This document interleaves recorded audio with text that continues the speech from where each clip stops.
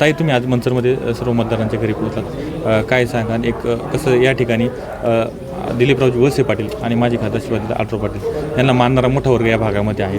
आल्यानंतर लोकांमध्ये एक काय त्यांच्या प्रतिक्रिया कशा होत्या, कशा पद्धतीने त्यांनी तुम्हाला? कोणी आम्हाला काही सांगितलं नाही की असं की बाबा हे काम राहिलंय ते काम राहिलंय, कारण लोकांचा विश्वास आहे दोन्ही जे आमचे खासदार असतील आढराव पाटील, नामदार दिलीपराव वळसे पाटील असतील, कारण हा केलेला जो या विभागाचा जो त्यांनी केलेलं काम आहे ते सगळ्यांना माहिती आहे. दादा जरी तीनदा जरी दादा खासदार होते आणि त्याच्यानंतरही दादांनी लक्ष घातलेलं आहे. जेव्हा ते शिंदे साहेबांकडे होते तेव्हा दादांनी जवळजवळ 3,000 कोटीचा निधी आणून कामं केलेली आहेत.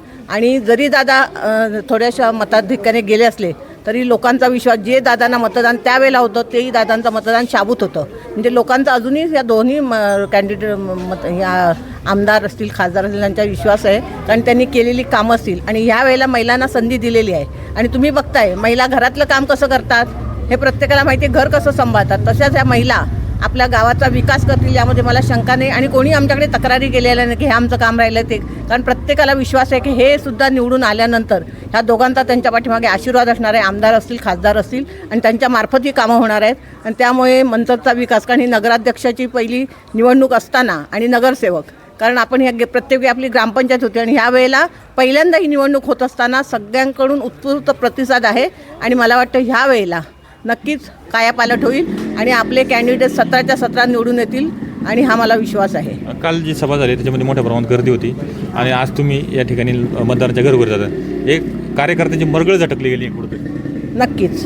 आणि कारण सगळे आपले परिचित आहेत जे उमेदवार आहेत ते, त्यांच्या घरातल्या लोकांनी कामं केलेल्या. तर गेल्या वेळेला बाणखेले यांचे मिस्टरच होते याच्यामध्ये आपल्या ग्रामपंचायतीमध्ये सदस्य होते आणि बाकीचे जे आहेत आणि कामं करतायत आणि दादांच्या बरोबर ते नेहमी असतात. आता आमदारसुद्धा आपल्याबरोबर आहेत, म्हणजे पक्ष आता एक झालेला आहे मला वाटतं. आणि दोघांची जेव्हा कामं होतील ह्या लोकांच्या मार्फत तेव्हा मला वाटतं मंचरचा विकास हा नक्कीच होईल आणि सगळ्यांच्या अपेक्षा पूर्ण होतील आणि मोठी कामं होतील.